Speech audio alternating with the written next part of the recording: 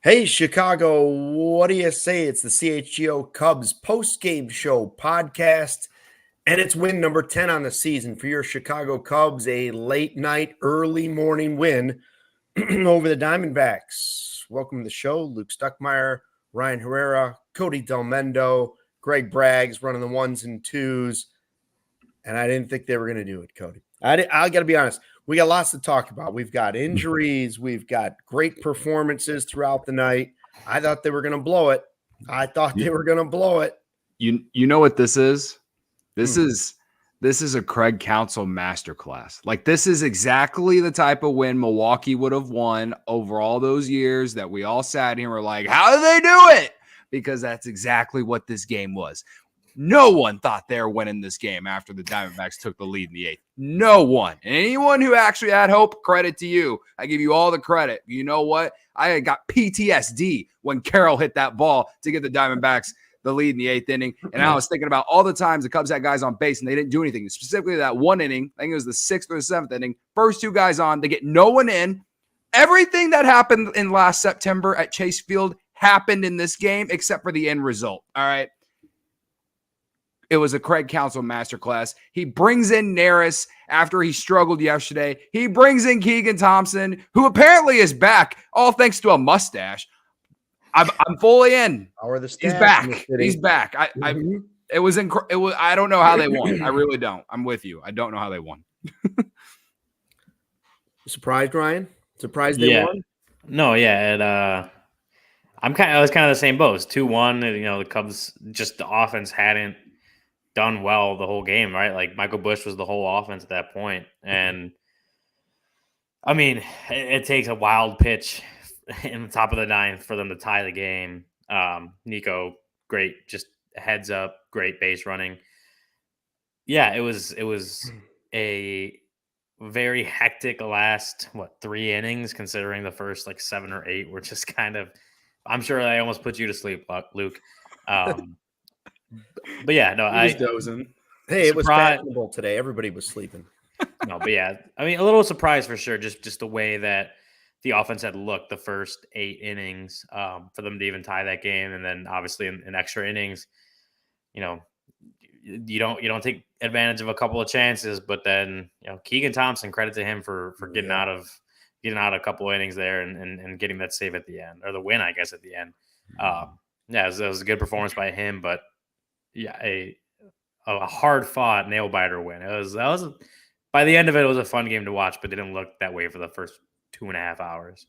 Yeah, that sort of makes up, not totally, but it sort of makes up for nights when you blow an 8-0 lead, right? Like, this is one where you fought for it and you get it on the road.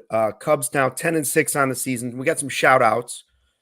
Shout out to Alex, Cody, Rodney, Jeffrey, and Tucker, our new diehards, and shout out to anybody who's in the live YouTube chat right now watching it. Best way to enjoy the CHGO Cubs experience. Make sure you subscribe to the CHGO Sports YouTube page, and they are out in full force tonight. We even got some super chats coming in. I mean, it's Tuesday now. Who's in there? All the regulars are there. Even Barb, 85-year-old Barb is in the chat. She wants to see what we're going to say about Busch. She's coming around on Busch. Barb's going to come around on Busch. I'm telling you, 5 straight games with a homer. And Keegan Thompson, man, like you guys said, the mayor, he gets the mustache, he gets the swag, and that was a spectacular job to get out of those, really to get out of any trouble that he was already in. He wasn't really throwing, as they mentioned, he wasn't really throwing strikes. That first inning he was in, I was like, man, he's not even close to the strike zone, but they kept chasing it and chasing it and chasing it. And, man, he was good. He was good, taking advantage of an opportunity. Jim Donnelly wants Cody to start chugging that bat. They're singing the song. He's $4.99 super chat. Thank you. Here we go. Not yet. I don't know where the dedication's going this morning, but this is I mean, I just poured it. I've been doing these like after letting them sit, but that's fine. Whatever. What are we? 1:11 on the East Coast. Yeah. 1 a.m. People want to see it. People want to see it. All right, that's fine. Blue Moon Beer Bat Chug. Man, I think I gotta give it to Nico Hoerner. Yeah. Where's the Nico Hoerner apology tour? Right? Nico Hoerner, he scores from second base on a wild pitch. Then he gets the big hit to drive in the run. And that ball was nowhere near the zone. That was like a foot above the strike zone. That was unbelievable. He not only put that ball in play, but a solid line drive to the outfield to score. Yeah. So we'll give it to Nico Hoerner because everyone's been asking us, are we worried? Are we worried? Well, he had a great defensive play tonight, and then the heads up base running, the instincts to even keep going, and then the big hit to give them the lead. So yeah, it's all Nico Hoerner. All right, here we go. Ryan, who's got a stopwatch? Braggs, you got a stopwatch? Let me check. Hold on. A stopwatch. We have to count how long we're doing this segment. We got to count. A lot of people thinking that the late night hour might maybe slow Cody down a little bit. Although Mitch says 6.9 got Busch. Brother. All right. Yeah, we're gonna try. I think the one I did yesterday was around 10. Delmendo in honor of Nico Hoerner. Here we go, guys. Here it goes, and there he goes. The Blue Moon Beer Bat Chug after a beautiful 3-2 win in 11 innings. That's fast. I don't know what the time's going to be on that, but that's quick. That's less than 12 again. That's less than 12. What'd you get, Luke? I didn't record it. I stopped watching. I got 9.69. Yeah, I was gonna say maybe under 10. Nice. Vanilla Chill had called 10-2. Let's go. 10 seconds. That's what you get when you win in extra innings, brother. All right. You had a little I needed to do that after I needed to do that after my dumb tweet about Madrigal, so I made up for it. Yeah, you did tell him to put the ball in play, so he kind of he did. And for the first time, he didn't hit it to second base. I mean, fuck. That second base side was wide open. All he does is hit the ball over there. Shit. All right. Anyway, that's the negative part of the game. Yeah, but there weren't, there weren't too many. You could have easily, like we were saying, you could have easily done the beer bat dedication to Keegan Thompson. Mm-hmm. You did it to Nico Hoerner. I think that's right. Ben Brown, somebody in the chat said, I can't believe we got Ben Brown for Robertson. Mm-hmm. Baseball Junkie saying Ben Brown is a dude. Mm-hmm. Ravi, Ben Brown solidified a spot. That's what we were talking about the other day with Tyone potentially coming back on Thursday. Mm-hmm. Yeah, but Ben Brown's going to make some decisions tough around here. He's not going to make it easy. I think he can do well in the bullpen? Yes. Mm-hmm. The guy gave you – what is he? All he's done since his major league debut is shove. He's had one bad inning. One bad inning in his whole career. Yeah, and he's done it against since then. And he's done against the Padres and now the Diamondbacks. The second appearance was against the Rockies, so like it was kind of one of those like it's the Rockies, but two solid teams now. He's done this, and tonight he got better as the game went on. I was actually worried early in the game because he was giving up a ton of hard contact. I mean, the first two batters he faced in the game, Marte hit a liner, and thankfully Bellinger was right there. And then Carroll hit one as far as you possibly could to dead center. And that, Baseball Savant didn't say it left the park, but it wouldn't leave any park. But, I mean, he hit it pretty deep. Like, he was giving up some hard contact early. But, the gods were out to be there for him tonight. Probably the worst ball that I think someone hit off him was, I think it was Gariel, where he hit one to left center. And I think Baseball Savant said that one would have left 11 different parks, and that was hit pretty hard. But I mean, it felt like once he got to the fifth inning, like he retired like 13 in a row, right? Like he really shoved it. It's not, to me, it hasn't, sure, he got away with a little bit of hard contact early, if that's the one criticism, but when he got better as the start went on, that's when you know you got a guy, to me. Brown, I was with Cody like the first 3 innings, and I think the first batter into the 4th inning, like the balls he gave, or the balls that were put in play, it was all hard contact. I think one wasn't like technically a hard hit ball, but that was still at like 92 point something miles per hour. Like it was all hard contact. And so you're looking at like, okay, he's a couple times through the order. I don't know, like expecting the worst isn't the right way to put it, but it's just like, okay, like he might starting to face these guys 3 times now. And a lot of them had hit the ball pretty well just for outs. And then obviously he goes and he retired his last 13 guys he faced. And, that 5th inning, especially, I thought he looked really good. I thought he was fine. Like he was locating the pitches pretty well, executing, getting a couple bad swings. And that's, that's for a guy, 2nd start in the big leagues, 4th appearance in the big leagues. Like that was it was a really impressive to just kind of battle through counts, again, like I said, just the hard contact, battling away from that. Like definitely some luck there, but that's baseball, right? You do take what you get with that. And then battling through the middle innings to get through 6. It was a very strong, impressive outing from Brown. I don't know. He threw one changeup today. And I think that ended up being the RBI that he gave up, the 1 run he gave up. So he's still pretty much doing it with just 2 pitches.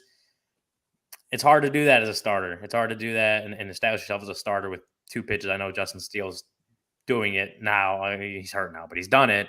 But it's a little bit more of an outlier, right? To have a lot of success as a starter with 2 pitches. Brown did it today, though, and you got to give him credit for that. He managed to grind through 6 innings, escape some of that hard contact, and put the Cubs in position to win. That's at the end of the day, that's what you have to do as a starting pitcher: is keep your guys in position to win whenever you come out of the game, and he did that. Yeah, Franco gives us that super chat I was talking about. Can't believe we got Brown for Robertson. I think for me, the most impressive thing is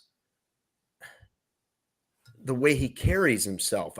You want to see the pitches, but he's got a swagger to himself. He's got a confidence to himself. You don't get hit around like he did in that 2nd inning against the Rangers. And then some guys would have folded right there. I mean, it's your major league career. You're showing up. It's your first game, and you get beat around like that by the World Series champs. He brushed it off like nothing, and he's been great since. Like that's something not every player can do. Some guys have that early struggle, and they just never recover from it. He bounced back quickly, and it's like you said, it's only 2 pitches. But man, he's young. He can still develop. He can still develop more pitches. And Steele's shown you can make those 2 pitches look like 5. You can make the 5 look like 6. So I'm good with him, and I think they've got some tough decisions to make in the rotation when it comes back. I can't wait. This may be the biggest decision that Craig Counsell's made so far.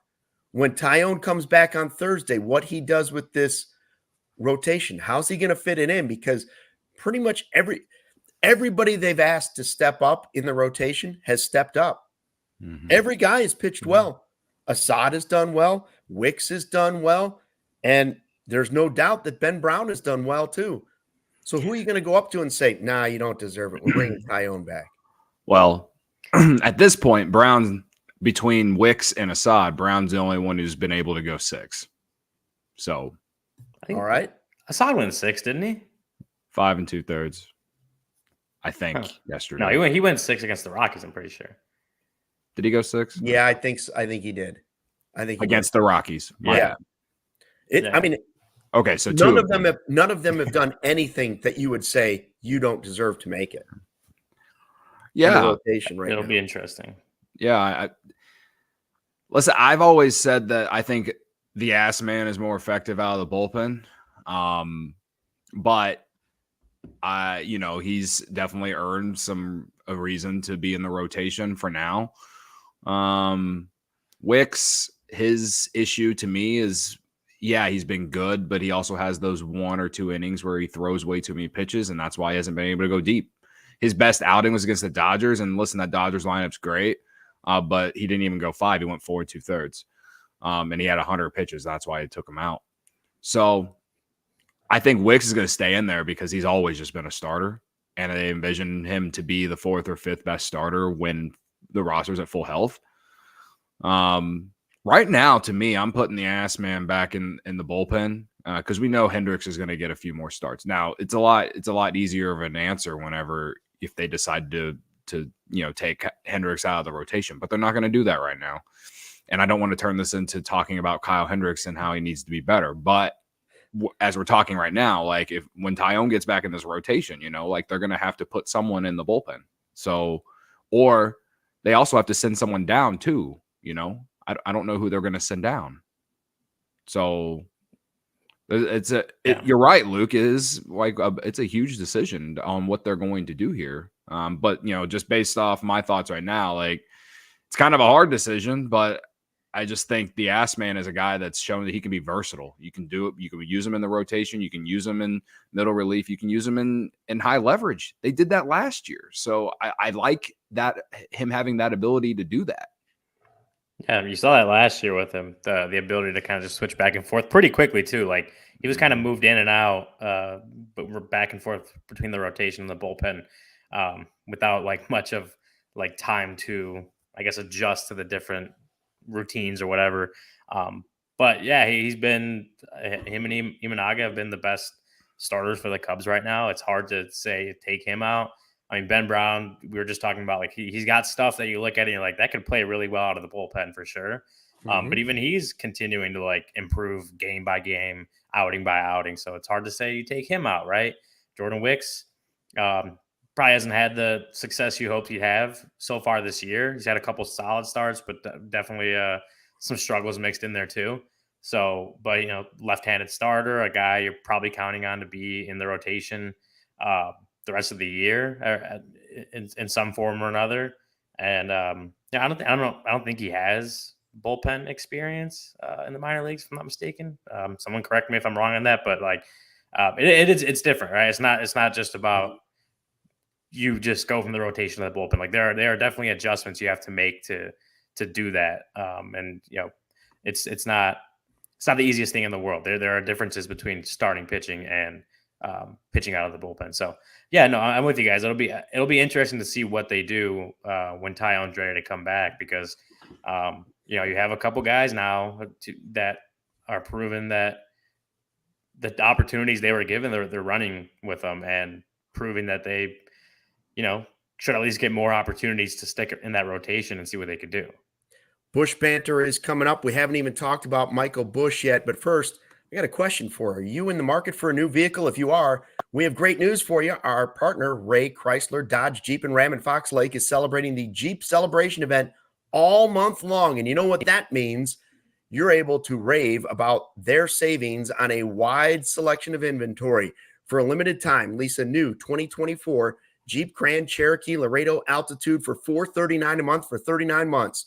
If that Grand Cherokee isn't big enough for you, then check out the third row and lease a new 2024 Jeep Grand Cherokee Limited L for $479 a month for 39 months. At Ray CDJR, you're always able to shop one of Chicagoland's largest inventories, drive home with more money in your pocket, because they have the Ray price promise for you. And don't miss out. Shop great deals all month long. Save big, because Ray CDJR makes buying a new vehicle more affordable than ever. But that's not all. Just for listening, you can get a free oil change when you mention CHGO at the service center, or mention CHGO when you book online at raycdjr/service.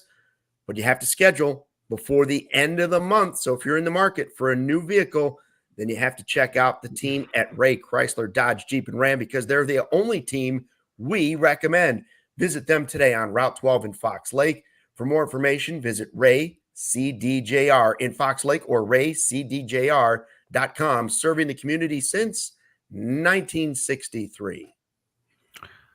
For everyone, who rode through the roller coaster of that game, perhaps you might have been riding it not only because of your Cubs fandom, but maybe you had some money on it. Maybe you're on Prize Picks. All right. Prize Picks, the largest daily fantasy sports platform in North America, the easiest and most exciting way to play DFS. It's just you against the numbers.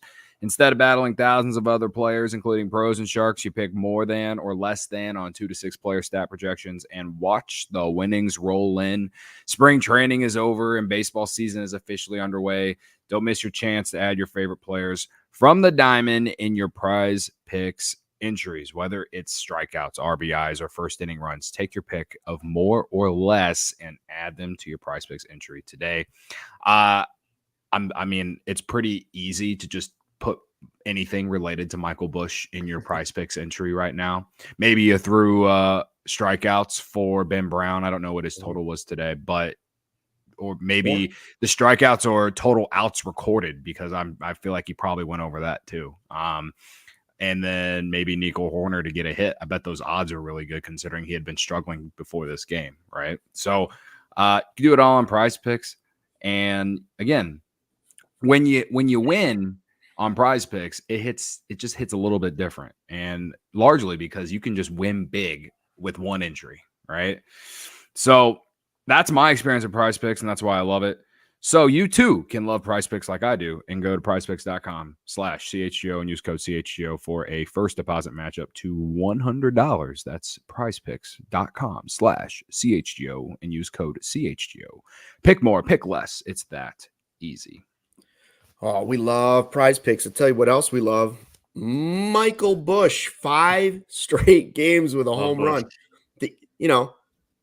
Normally I would say the easy pick right now on who you got is Michael Busch. Now, other things played out today, but I tell you what, it's a small sample size. I understand that, but I've liked everything I've seen since the start of the season, not just the 5 straight games with a home run. I've liked his plate approaches even earlier in the season. It's just that the ball's flying out of the ballpark now, but there's nothing that I know Barb doesn't love him, but I don't see how you couldn't like what you've been seeing out of Michael Busch so far this season. Yeah, he we talked about on the pregame show, like just everything he's doing right now is good, right? Like you look at his Baseball Savant page, it's all red. Like the expected stats, the content quality stats, like it's all red except for a couple things. It's a really good start to his out for him, and then he hits the home run today, ties the Cubs franchise record with 5 straight games of a home run. So he's the 5th guy to do it in Cubs history. And I put out a stat there. It was like since 2000, I think it was like 19 times guys have hit home runs in 6 consecutive games, and like 6 of those times was at 7. And you got the names like Barry Bonds and Jim Thome, Frank Thomas, Mike Trout, even like Arenado and Goldschmidt in recent years. And then if you guys remember that Joey Votto run in 2021, he was up there too. So a lot of really good names in baseball in the last 24 years. And like Michael Busch has a chance to put himself on that list as a rookie, right? 15, 16, 17, whatever games it is, into what I guess tomorrow would be his 17th game of the season, right? Into his Cubs career, has a chance to put himself on that list because he just keeps hitting home runs. And like, that's obviously been like the biggest positive, is that the ball's flying off the bat and it's flying out of the park. But like you mentioned, Luke, he had 2 walks today. I mean, he's got the great plate approach. He's just putting it all together right now. And that's why you're seeing such good results from him the last week and a half, 2 weeks, that the balls started falling after those first few games, but the results weren't there. But he stuck with the approach and the process and just kind of waited until the results turned in his favor, and they've really turned in his favor the last 11 games. And he's looking like the guy that obviously the Cubs were hoping they were getting when they traded. Jackson Ferris obviously was the star of that deal, right? As highly rated or whatever as a prospect as he was, bringing in Michael Busch and installing him at first base as a guy that just didn't have a lot of major league experience. And so far he's putting together a really, really, really strong start to the year. It has been really impressive to see, because it's just a guy without a lot of major league experience, didn't know exactly what to expect from him, and he's passing all the tests right now. And his defense has been fine, right? Like maybe he's not earning Gold Gloves out there, but it's been fine at first base. Like not a whole bunch of mistakes or anything. And you feel Cubs probably feel comfortable with him over there defensively, right? They're not like subbing him out or anything at the end of the game. So not only has the bat been great, he's playing fine defense over there, and that's what you need out of him right now. he had a great play in extra innings. Whether it was the 10th or the 11th, I don't remember. But yeah, I just think Michael Busch has it's like what everyone even in the national media. I saw a video from MLB Network today where they were talking about him. And Mark DeRosa said something along the lines of, I just love the fact that he's gotten an opportunity and he's taken advantage of it. And the guy was a top 50 prospect for a reason. Like, I understand in some aspects to why some people, question the trade just because he's 26, but he had like no major league experience at all. And it was largely because Freddie Freeman was in front of him and because you had Mookie Betts playing second base and you had Max Muncy as well on that roster. He just was he really was blocked. And there's a reason that the Dodgers gave him away for a guy who might, keyword, might be good one day, might. And when that comes, by that time, hopefully we know everything about Michael Busch that we need to know, to where if both teams win the trade, fine. Who cares? You needed a first baseman. You hadn't had a good first baseman since Anthony Rizzo. All right. You needed a guy who could help you right now. Right. And you're hoping that all these arms that we're talking about now, saying, oh, how are you going to fit this guy into the rotation? And there's more coming. And then there's Horton. You're hoping that that's going to also ease the loss of Ferris down the line too, that you're going to have your homegrown pitchers, but you didn't have, like you said, yeah, Mervis is doing great at Iowa right now, but he had his first opportunity and they went this route, and so far it's working out. Yeah. Yeah, it's a great development. Tonight was a great example of some of the trades that Jed Hoyer has pulled off that are looking really good in the Cubs' favor, whether it's trading David Robertson for Ben Brown. And right now, I mean, again, we have to wait and see until Ferris actually makes his major league debut, which honestly might not happen for another 3 or 4 years. Maybe, right? 2 years. Two at the minimum, it feels like. Two at the minimum, right? Right now, the Cubs look pretty good on the trade. And Ben Brown has been great for a 38-year-old reliever that they got him for, right? Like, this was, as much as I'll sit here and I will complain that the front office won't do whatever it takes. And I think in some aspects you can yell about ownership with that when it comes to doing whatever it takes to make this team a World Series contender. But when you talk about building the team with young, controllable guys who can be here for a while, done pretty good so far. At least it's nice to see some of these trades starting to play out a little bit. Like, we've been talking about potential for 2 years since we started doing CHGO Cubs, right? We've been talking about potential. We're seeing results from Ben Brown. We're seeing results from Michael Busch. Hopefully we're going to see results from PCA when he gets up here. We're going to see results from Alexander Canario when he gets in the lineup tomorrow and hits a homer against a left-handed pitcher, manifesting it now, right? Like, this is all I've honestly really wanted since we started doing this. Like, I want to see questions answered. And I'm not saying that things can't go wrong with Ben Brown or Michael Busch down the road. Guys struggle. Guys go through slumps if you're talking about position players, and pitchers they have bad starts, right? But if they're good enough to where you feel like you can put Ben Brown in your rotation and throw him out there every fifth day, or put him in the bullpen and you can start Michael Busch at first base or DH every single day, like, for the foreseeable future, like, that's what good organizations do. They develop guys. And it's fun to see these guys early on at least show that they have all kinds of potential to be cornerstones of the next great Cubs team, as they like to call it. Yeah, I think, Cody, you mentioned Canario, and obviously that's before the game. That was the big news was Seiya Suzuki's injury, going to the IL with the oblique injury. And Canario's the next man up, next guy to get the opportunity. And I'm pleasantly surprised at how many guys have taken that opportunity and been able to run with it. Like DeRosa was talking about, like, guys have been taking advantage of those opportunities. And that's what's going to make the Cubs. That's what's going to make the next great Cubs team. It's probably not going to be a big free agent signing.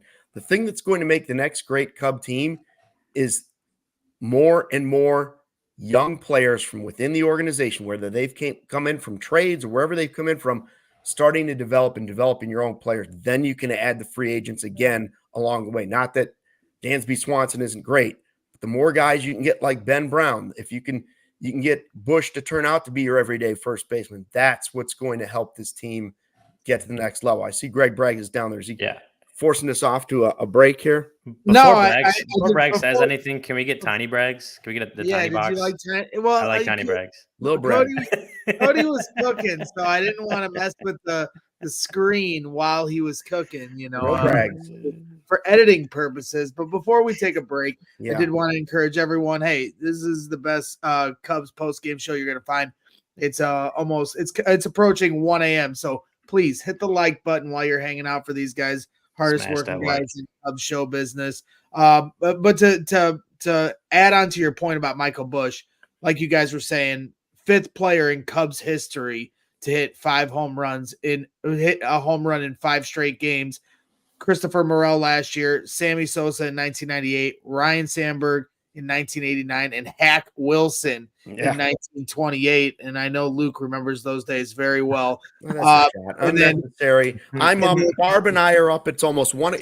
You know what? In the morning on the East Coast. I'll give you that credit. I'll give credit to you, big of you. And then also to add on with Michael Busch, MLB home run leaders this season: Mike Trout with 7, Tyler O'Neill with 7, Marcell Ozuna with 7, Michael Busch with 6. So, hey, good stats right there as we lead into a break. Just wanted to throw.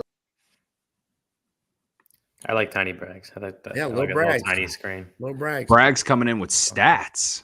He's he's the meatball guy on the Bear Show. He's coming in here with Ryan Herrera stats. I do like Tiny Braggs because it reminds me of in Mortal Kombat when the guy would come from the screen and be like, "Whoop-dee." That's kind of what it's like. But I don't know if you guys, Mortal Kombat might be after your time. I've seen. I love Mortal Kombat. I knew Mortal Kombat. I just didn't play it. I was more of a Mike Tyson Punch Out or Tecmo Bowl. Hey guys, Luke was playing Pong. I played Pong. There's nothing wrong with that. Some beers can say they're brewed for baseball, but only Blue Moon is brewed by baseball. Beer and baseball just go together, and no beer goes better than the one that was literally born in a ballpark. Blue Moon was created at Coors Field in Denver, Colorado. It's the natural choice all season long. Am I wrong, or did today's weather just scream, give me a Blue Moon and an orange slice? Still got beautiful. Some warm weather in it before it rains tomorrow. Nothing beats watching baseball or lounging by the pool, maybe watching your kid's Little League game with an ice cold Blue Moon. Blue Moon was brewed by baseball to give you a dose of nostalgia and get you excited for the new season. A beer this good only comes around once in a blue moon, but you can enjoy it all season long. Bring the ballpark to you with Blue Moon Belgian-style wheat ale. It's one of a kind every time. Get Blue Moon delivered by visiting get.bluemoonbeer.com/CHGO to see your delivery options. That's get.bluemoonbeer.com/CHGO. Blue Moon, made brighter. Celebrate responsibly. Blue Moon Brewing Company, Golden, Colorado. Yeah, I look at what the Cubs team is doing, and I think the vibes in Chicago have changed a little bit after that Padres series to open the road trip. I can see a lot of people I think a lot of people are maybe starting to turn it and are wanting to go to a Cubs game coming up, and you can do that. Absolutely do that. Easiest way to do it is with Game Time. You shouldn't have to worry when you're buying tickets to your next big event. Game Time is the fast and easy way to buy tickets for all the sports, music, comedy, and theater events near you, with killer last-minute deals, all-in prices, views from your seat, and their best price guarantee. Game Time takes the guesswork out of buying tickets. I've used Game Time to go to concerts, different games. Since they've signed on with us, right? Like that, since they've become our friends over at Game Time. I've used them for any ticket purchase I've had. Like a few weeks ago, went to a concert out at this place called Radius here in the city, and that was a fun time. And I got it through Game Time. I'm actually looking at Game Time right now. The upcoming Cubs Marlins series. We're talking about the Friday 120 Club, right? Bingo. Bleacher seat. Yeah. I don't see any bleacher seats right here.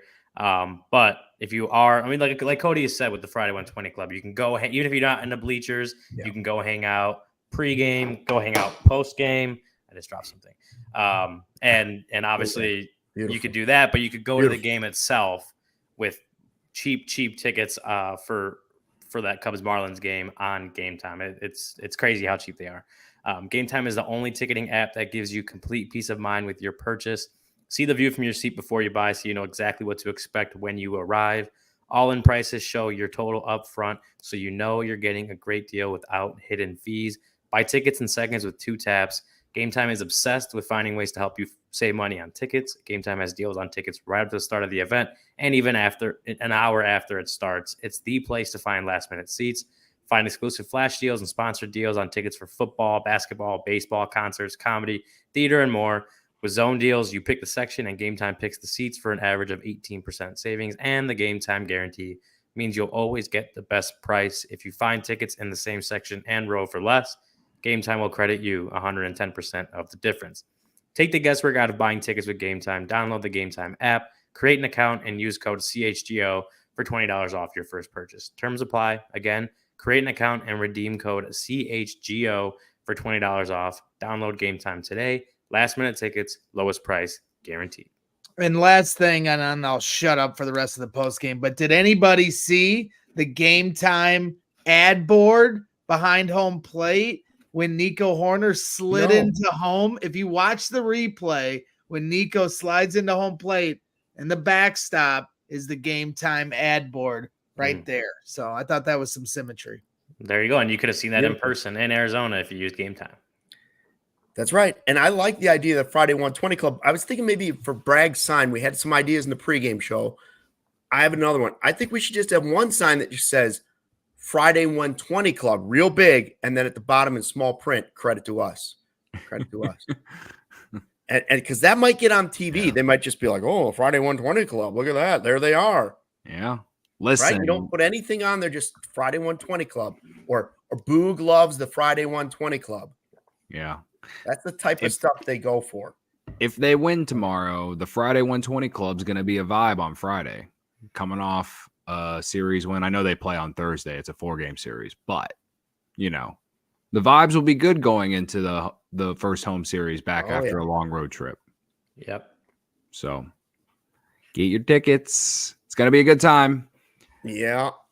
So, I know we touched on it, and I don't want to spend too much time on it in the post-game show because we had the game and you know we've had our time to talk about it, but there's no question that the Suzuki injury, like Cody was saying in pregame, you know, when we did the preseason show, we were like, what's the worst thing that could happen? Well, first we said, well, Steele's the one guy they can't afford to lose. Sure enough, Seiya's in the top 3 of that list probably of guys, especially the way he was playing, easily one of the guys that couldn't afford.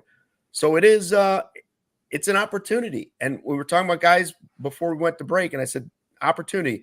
Let's see what Canario's got. This is one of his big opportunities to show the front office, I belong here just like Ben Brown belongs here, or just like Assad belongs here. Maybe just like Keegan Thompson belongs here again. Yeah, I mean, I related to Seiya, and just, you know, getting the opportunity. I mean, Garrett Cooper, I thought he looked pretty good at the plate tonight. Credit to me for giving Garrett Cooper credit. Barb, I just want you to give some more credit to Michael Busch. Thank you. So I just, you know, again, like him, Nico was good tonight. I just got like, but Garrett Cooper, you know, he's barely played, you know, and I thought he had good at bats. And like, that's just kind of like, I think that's what veterans do, you know, when they get their opportunity, they take it. Most of them do, at least. I was surprised to see he was in the lineup tonight because they were going up against a righty, and you know, his numbers against lefties are significantly better than against righties. So I'm intrigued to see what they do tomorrow. However, Mike Tauchman making that great catch in right field today, earning himself another freaking start in right field tomorrow, in my opinion, in a way, even though he wasn't very good with the bat tonight, 3 strikeouts. But the defense is good. But, yeah, the offense got to find a way to get it going, man, without Seiya. And I expect Canario to be in the lineup tomorrow just because they're facing a lefty. And I will say too, like, it's not like he didn't even get any pinch hit opportunities. Like, as a Mastroboni guy, I would have loved to see Canario get an opportunity with, guys on base instead of Mastroboni in that spot when he came up, maybe it's just because, the travel of getting to Arizona from wherever he was and just, getting over, like, whatever. If that's the case, maybe matchups probably play a little bit of part in that too. So I believe it was a righty. Sure. Yeah. Matchups probably do play a part in it. It's just like, I don't know. Like, I guess I'm well past like anxious to see what this guy can do on a consistent level with a consistent bats. And I just feel like there's no reason why this guy shouldn't get consistent at bats moving forward with Seiya out. You call a guy up who has home run power. I read it, Alex Cohen's tweet on pregame show. I mean, he has the longest homer for the Iowa Cubs this year. He's been on base every game for Iowa this year, except for like one. He's got crazy power. He walks, at least at the AAA level. Like, of course, all of that has to translate to the major league level. But to me, this is not only is this like a proof that you deserve to be in the major leagues, but also like if you're looking at it from a more broader standpoint, I mean, this is the Cub. This is an opportunity for him to showcase for the Cubs in a way, in part of a trade, if because the outfield is so loaded whenever they are healthy. So I'm not saying that they should trade him or anything. I'm just saying that it could be, because if he is really good and then Seiya comes back, then we have to figure out where we play him. This is why I was all about Morel getting opportunities at third base. And if we get to that point, then and both guys are hitting, then you got a great problem, right? But we'll get there when we get there. But I just want to see Canario get consistent play appearances. I think, Luke, you said it in pregame, you want to see him play 5 days a week. Same. At least 5 games a week at this point, because I just there's no one else on the bench that's really got the power except for Garrett Cooper. And again, Garrett Cooper against lefties, you want to put him in there? Great. But Canario is a guy that you have to figure out if he's part of your future or not. He's young, all these things. He's part of a major trade. Garrett Cooper is a minor league signing.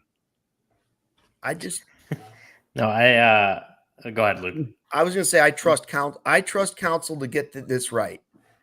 He'll figure out the playing time and find creative ways to get. He's used Tauchman all over the place, and I love that what he's done with him, and the way that Tauchman's been able to adjust to it. Frankly, so far this season, that catch once again, like you said, he's great play. He deserves playing time. I mean, I know you might not look in another city and say that's a flashy player. That's a baseball player, and you need that guy on your team. So I don't want to take playing time from him either, but find a way. Yeah. No, I mean, there's obviously the DH helps with that, and you're probably seeing some sort of platoon likely between Tauchman and Canario out in right field to fill in for Seiya while he's out. But yeah, no, I'm with you guys. Like, Canario had some success in September last year, but just didn't get a ton of opportunity during the end of that playoff push. So yeah, especially we're mid-April, right? You got a long season. I think you don't want to say like the games don't matter right now and the wins don't matter as much as they do later in the season, because they do. We saw that last year, how that ended up. But you do have a lot of time left in the season, probably to give Canario some run and see what you got out of him, see what you can get. Because again, he had success in September, but it was limited time, limited opportunities. So you've got a little bit more room now to give the kid an opportunity to show what he can do, whether that is, playing in right field, whether that's DHing, however Craig Counsell goes about it. There's opportunity ahead for him while Seiya's out. So we've talked about like silver linings to some of these injuries, and that's probably one of the big one is, as Cody said, like you're going to get an opportunity to really see this guy in what should be a little bit more run than what he got in 23.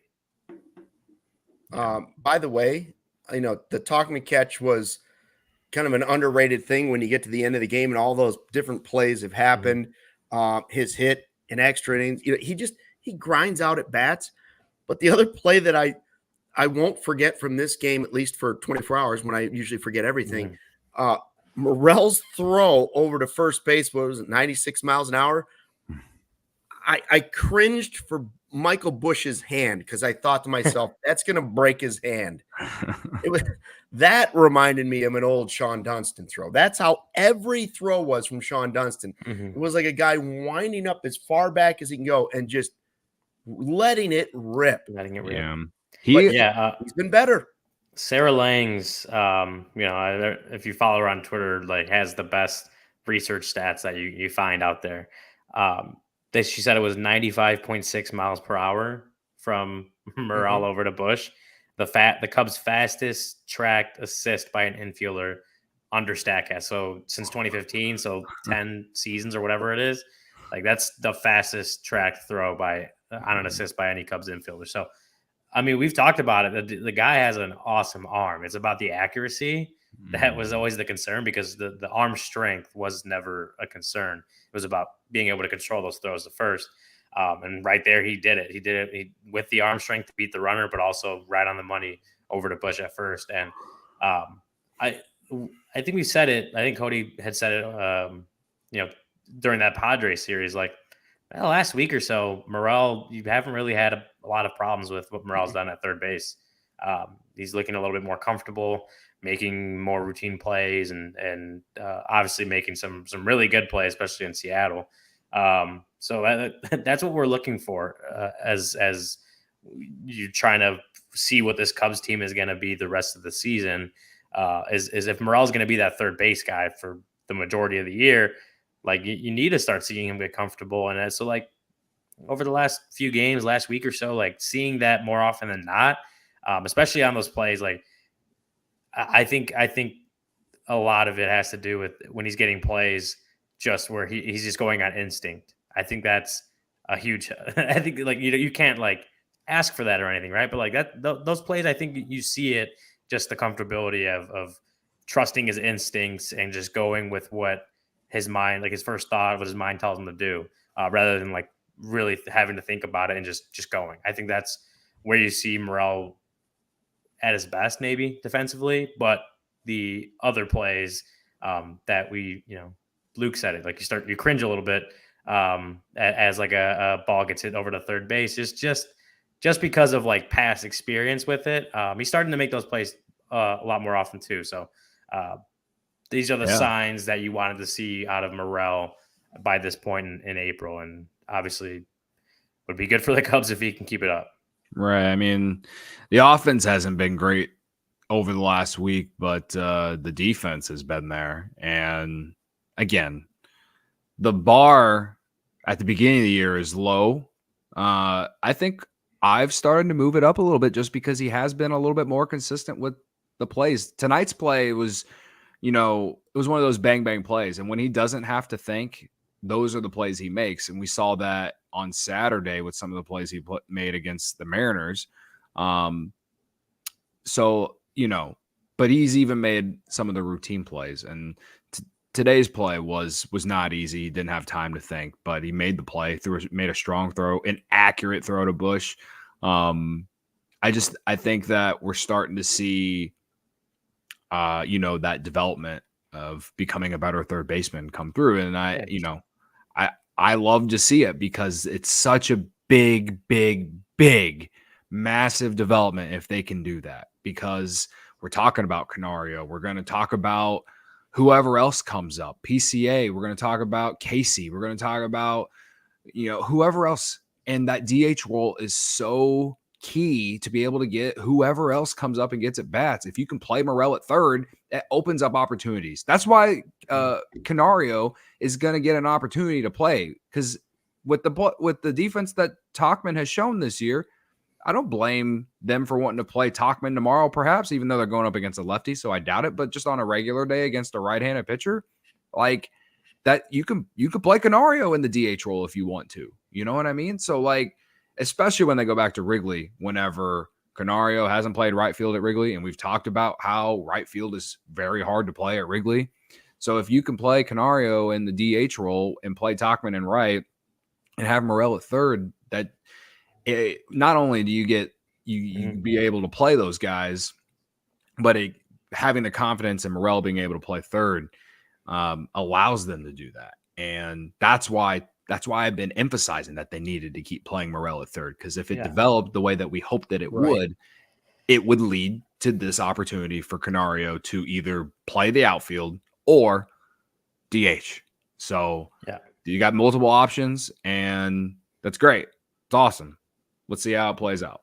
Yeah, it was all about the progress for him, and that's like just basically what like Craig Counsell talked about since he first said that they were going to try Morel at third base, right? What he's continued to kind of that's been the message from him regards to Morel playing third base, is that like mistakes are going to happen, like errors are going to happen, bad plays are going to happen, right? Like you're still at a point where like if that happens, you can live with it, because you are over. I think you're overall seeing him make progress, and a smaller sample size for sure, but like you are seeing him make some progress, and so that's what Counsell has been talking about since day one, is just you gotta give him run, you got to give him just consistent opportunities, consistent reps.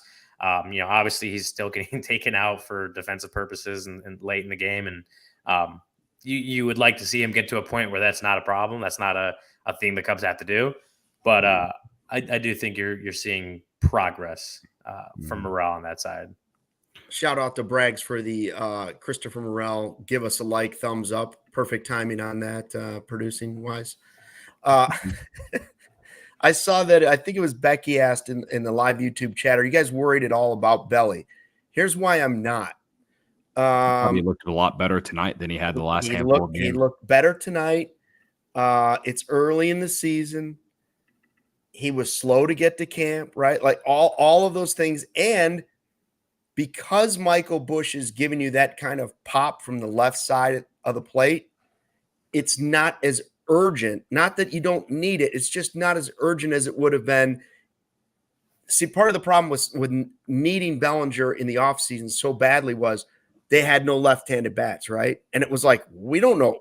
Yeah, they traded for Busch, but we have no idea how that's going to work out. And you still really don't. But right now, early in the season, he's allowed Bellinger to have a little bit of a slow start offensively. It doesn't worry me because you're getting that production from the left side out of Busch. It's way too early to worry about Cody Bellinger. Yeah, I mean, he had a hit tonight. And then the at bat before he got that hit, he hit it pretty hard, but right to, I think, Carroll out in center. It was kind of similar to the type of batted balls that Marte hit tonight.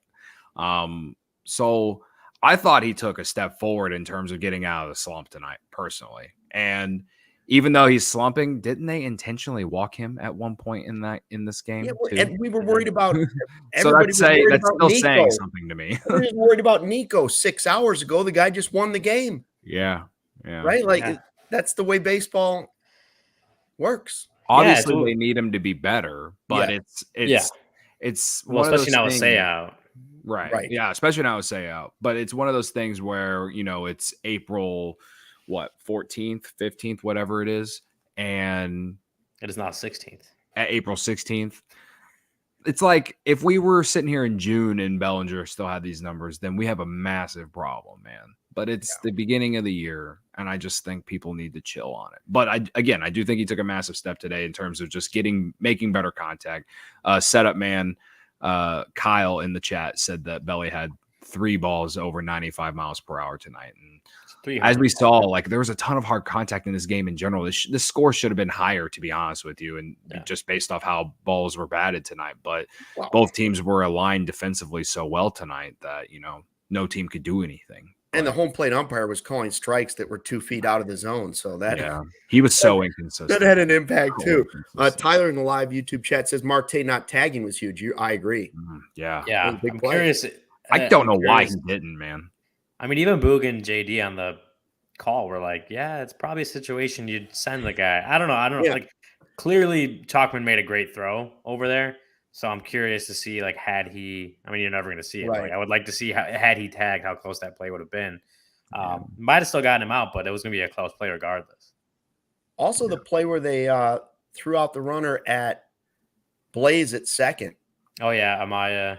Or no, it was Gomes by then. That was Gomes, and they said Yeah. they thought it was called by somebody saw something and called to the dugout because they were yelling at Nico before it even happened. Yeah, you could hear them yelling Nico's name on the broadcast too. I think the Diamondbacks could have maybe challenged that call and got it reversed. They didn't have one left. I know, right? I know. They used it on Nico scoring from second base.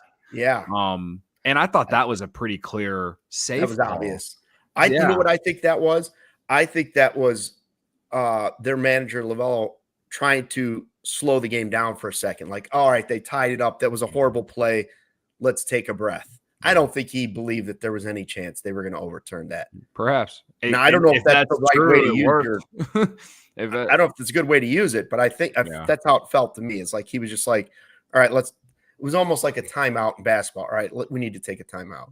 Yeah. But the bullpen was huge tonight on top of all of that. So it was great. Yeah. Yeah, Ryan.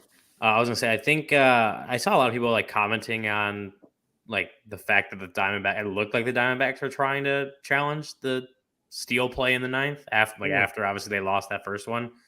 They didn't have one. It did look like it was weird. I think the crew chief can like initiate a review like late in the game, like after the 8th inning or something. I think that's possible. So maybe like up to the umpires to decide if they want to challenge it. I don't know exactly how it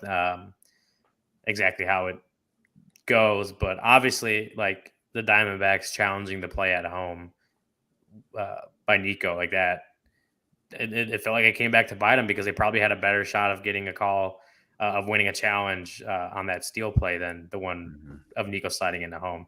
Yeah. All right. Well, we've taken this show to the 1 a.m. mark. It's now 1:03 a.m. Central Time. It's 2:03 on the East Coast. We still have almost 300 people in the live YouTube chat, which is amazing. Let's give the people what they want, and that is who you got results. Who you got results. Now, Ryan, you had Busch, right? I did have Busch. Man, you got to say Brendan stole this one, right? Like I would have 100% said Busch. Yeah, Brendan had Nico, Corey had Cooper, Nico won the game at the end twice. Luke had Dansby. Yeah. But my Dansby didn't win. That's for sure. No. I was just reading them off for the people. Yeah. It was a terrible ball to swing at by Nico. Hey, come on, to put the ball in play. So like maybe that should dock him some points for swinging at that one.